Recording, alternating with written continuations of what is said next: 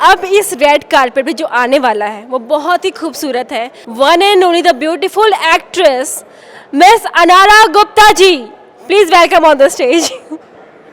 Thank you so much. आप क्या कहना चाहोगे इस पूरी मतलब पूरे मंच में, यहाँ लोग जगमगा रहे हैं, पूरे मंच को एकदम हिलाने में जुटे हुए हैं और आप भी शायद आई डोंट नो क्या परफॉर्म कर रहे हो। नहीं, मैं परफॉर्म नहीं कर रही हूँ फॉर द फर्स्ट टाइम और मैं बहुत खुश हूँ और मुझे मेरी बधाई है विनोद जी को कि वो पिछले 12 साल से भोजपुरी इंडस्ट्री को आगे बढ़ाने में लगे हुए हैं और फर्स्ट टाइम मैं बहुत ही मतलब अजीब कैटेगरी के लिए नॉमिनेशन में हूँ। मुझे लगा नहीं था कि मुझे बेस्ट आइटम सॉन्ग के लिए नॉमिनेशन में हूँ इस बार मैं, तो for the first time different category के लिए नॉमिनेटेड हूँ, but I am very happy.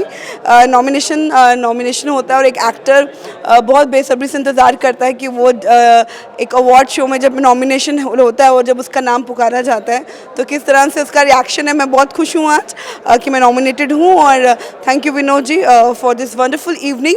और बस यही चाहती हूँ कि इसी तरह हमारी भोजपुरी जो फिल्म जगत है वो आगे बढ़ता रहे।